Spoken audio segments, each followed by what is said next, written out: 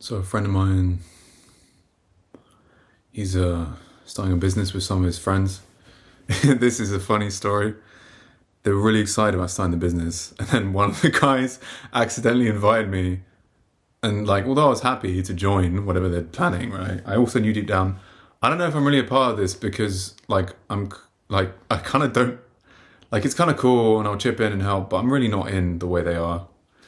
But they invited me, and so I was part of this WhatsApp group, and although it was kind of cool, I was like, I kind of don't want to be a part of it, but and then I find out later that they'd all been meeting up and talking together. And now this friend of mine, and it's funny because me and this friend used to walk around like aimlessly, and we would talk about how our dreams and things, and how we wanted to start a business, and how I wanted to do certain things. And he would, it would always seem hopeless, and he felt like he could never get what he wanted. And now finally, he got what he wanted, and that business. But it's funny because it's like we used to talk, it's like we would talk to each other about our dreams, but then the thing was always like, yeah, maybe we could make the dream work with each other, but we never could.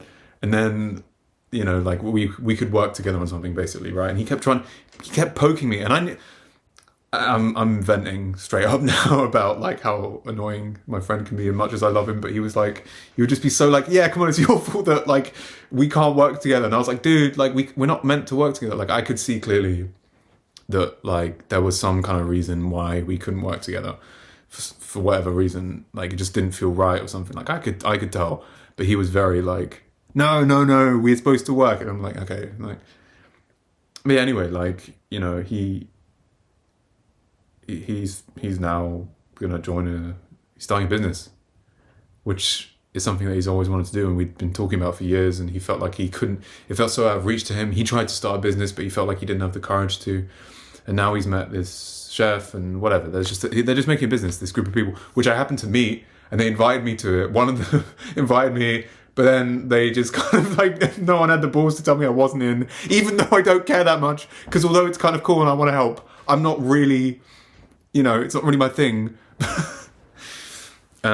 Because here's where you come in now, and all the people that have subscribed to me, and the whole YouTube thing, and all this kind of stuff, and all the wonderful messages that I get from people that remind me why I do this kind of weird thing. We're playing that. Look, I don't want to say too much because you don't want to. I don't want to say too much because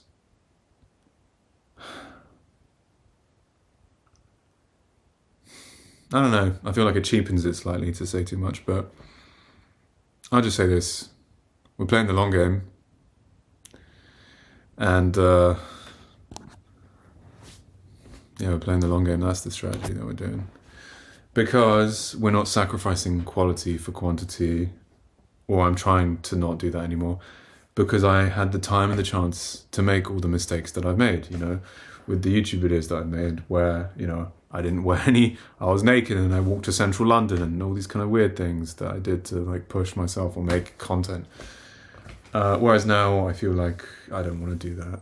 That's just bullshit. Like, relative to, that's just nonsense.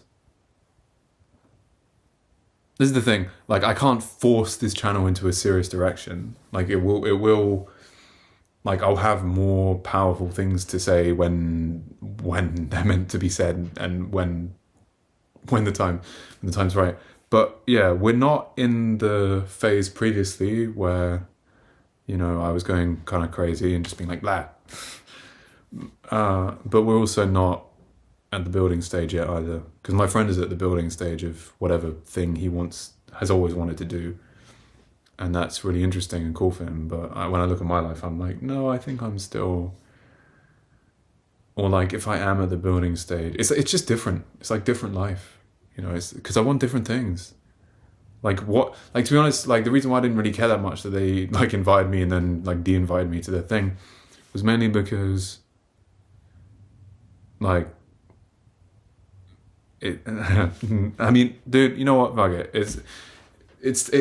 What is the greatest thing to them is not really the greatest thing to me. Like, the idea of starting a business, like, even for me, like being a musician is, I mean, that's up there. I suppose, no, yeah, I suppose. But but like they're starting a business which revolves around food and all this kind of stuff. It's like, and like that's not really my highest thing. I don't really care about it that much. So it's good that they didn't hire me, because they don't want some dude moping in the corner just being like, yeah, this is cool, man. Yeah, nice business. Like, yeah, woo, business. And they're like, we're trying to work, and I'm just like, yeah. Yeah, it's stupid. Yeah, we're I don't know. I feel like I'm still in this kind of. I don't know. I think if you have a bigger dream, there can be more of a bigger run up to it. You know, if you have like a bigger ambition, which I can't really say outright because it's not about saying it and making it come true. That's not really the kind of, because that's like some kind of like this is the thing. Okay, I'll state it plainly. Like, my ambitions are very, very serious, but like, and I have every intention of making them come true. But in the same breath, like because they're so serious, I can't just say them, because if I just say them, it makes me sound like I'm, you know, like Speed or something, like that guy. Yeah, I want to be rich and famous. It's like, no, it's not. It's nothing like that. Like, this is just stupid. It's like, yeah, there are really important, powerful things that I want to do, but I can't say it because it would just trivialize it. And also, like, people filter what they say through their understanding of what a serious thing is, and I don't really want that. So I'm just not going to say it because it just saves time. But yeah, I no longer look to this YouTube channel to be a place where, like, you know, like, in other words, I'm no longer looking to get anything from YouTube. I now just kind of give, because I'm not interested in, like, because I don't really, it pays to not be too honest, you know, but like, whatever, there are things that I feel like I can say that are honest, but not too rude. But it's like, yeah, like, fucking, yeah, it's not good to, like, I don't post on YouTube. Like, and anytime I do feel like I post something on YouTube that I feel like is me asking for something, I delete it, because it's just like, that's not the energy. I don't really care. I don't want to put that out anymore. Mainly because I feel like, I don't know. I think the best thing I can do is just share stuff that remains within integrity and just leave out the stuff that isn't, you know. Because sometimes I'll overshare thinking it's right to share, but then in retrospect I'll look at something I posted and just be like, actually no, like, I don't really want to say that. I guess what I'm trying to say is that I'm playing the long game, and by virtue of the fact that I'm playing the long game and this is my YouTube channel, we're playing the long game, I guess. That's the game we're playing. Yeah. So, yeah. We're playing the long game, and it might take a while before fruits start to bloom, you know. The trees start to bear fruit. I mean, fruits don't bloom, flowers do. But yeah, it might be a while before the tree begins to bear fruit, you know. And that's just the deal. That's just coming from a more grounded place that I'm in now, I can quite clearly see. So there's some analogies that I could go into that I recently thought about that were very important. And this is the thing, that like, I still access, and I still need to regularly access, like, altered states of consciousness, which I do, because that's one of the things that recently I went through a bout of smoking cigarettes again. And the only thing that allowed me to quit was just kind of using my mind and emotions and spirituality and, like, connection to God and all this kind of stuff. That was the only thing. Previously, music used to be able to help me quit, but even that didn't work this time, which was very scary, because I was smoking and I was like, wow.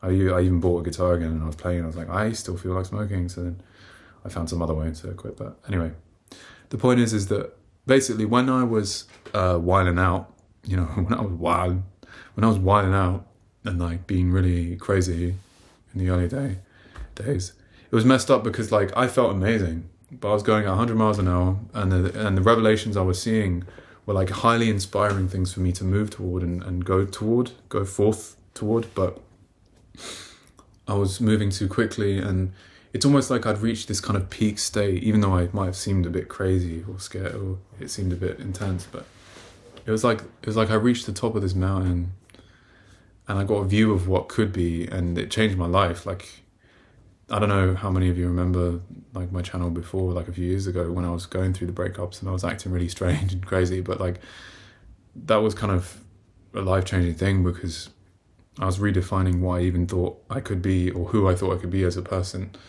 Wearing dresses, wearing so much like black clothing and dark, heavy punk clothing and all this kind of stuff. It's like, you know, stuff I would have always been too scared to wear, or blah, blah, blah. You know, things I've spoken about a million times before.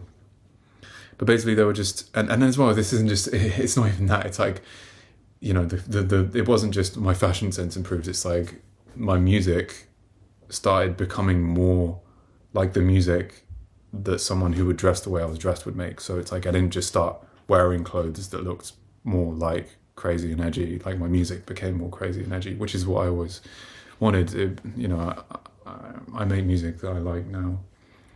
I make art that I like now. I'm kind of quite happy with who I am as a person in a lot of ways. There are many things that I like about my life and who I am and what I've done and stuff. But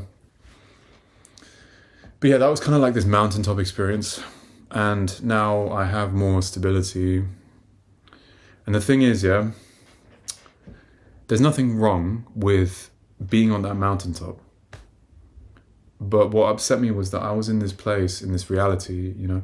I'm sure there are some realities, you know, I can think of a few now off the top of my head. One in particular, like, but I'm sure there are some other realities where you could be at that really high top of the mountain, and then you could meet someone else who is, for whatever reason, in that same kind of state. And then when you join forces, you could make something out of that, sure. But generally speaking, like, I was going through all these kind of identity shifts and changes and stuff. But to many people, I might have just seemed manic or like bipolar, which is not something I really consider myself, to be honest. Because I was just, it's just like rapid transformation looks like madness. You know what I mean? Which is something that I realized. And so, in a way, I'm coming down from the mountain. Not that there's anything wrong with being up the mountaintop, but I'm just coming down from the mountain. So then I can share, so that I can ground everything that I learned in all my kind of crazy explorations, and like be that in real life and live in accordance with the things that I've seen and understood about myself. Because this is the thing, like the same mechanisms that used to occur then are occurring now. It's just now they're much more peaceful and harmonious and like helpful.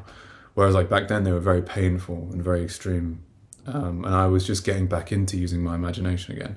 Whereas now I use my imagination, but it's generally very harmonious and like organized, and you know, but when I first started doing it and I first started like tapping into all these deep feelings, and I don't know, it's strange, like that breakup really just ripped me open in a way that I didn't even know was possible.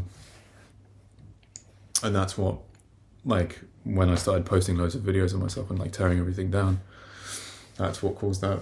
But that was also, it's funny because it was like horrible. It was like the bottom, it felt like the bottom, but it was actually also the top, because I was imagining and envisioning myself embodying my best self in a way that I previously never thought I could do. Like that experience completely redefined my, like the realm, what I considered is within the realm of possibility as this guy that I've chosen to be, that we all are. Like I had an experience that completely redefined the realm of possibilities. It like, breakups do that, I guess, but yeah, it was just this huge upgrade, this overwhelming like wallop of just like, oh yeah, like you think you're cool, you think you're gonna do some cool shit, well check this out, you could actually be this awesome, and you could do this, and you could do this, and you can do this. And then you just, you know, and it took me years to like accept and adopt and overcome, and I'm still coming down from the mountain now. That's what this is. Like I'm still like recovering from, but also learning how to become that person in real life. But yeah, I think when a shift is so tectonic and extreme, it takes time. It just takes time. It's not like I can't make it happen any quicker. It just is what it is, and it takes as long as it takes. So yeah.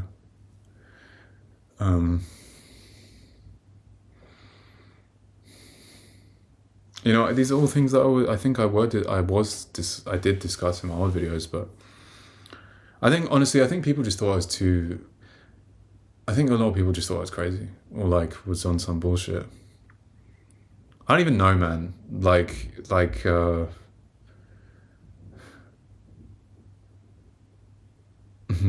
talk about myself and my experience in like self-respecting terms, but like I don't know. No. I think it's untrue. I don't know. Like I'm assuming that like other people might not be seeing me in the same light. They might just be assuming like, oh, whatever. I don't know. They might just see me as like. Well, I mean, some said dead to try and say that I was a loser, but I was so ready for it, so I didn't really care. Except for that one guy that really wanted to argue forever about it, and that was like weird. He's one of the only guys that I blocked because I was just like, bro, we're gonna be talking forever, and like, this is weird, man.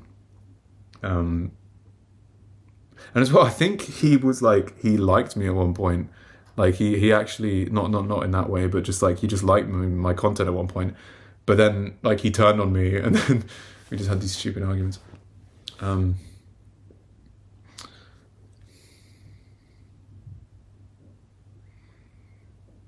Yeah, I think that's it.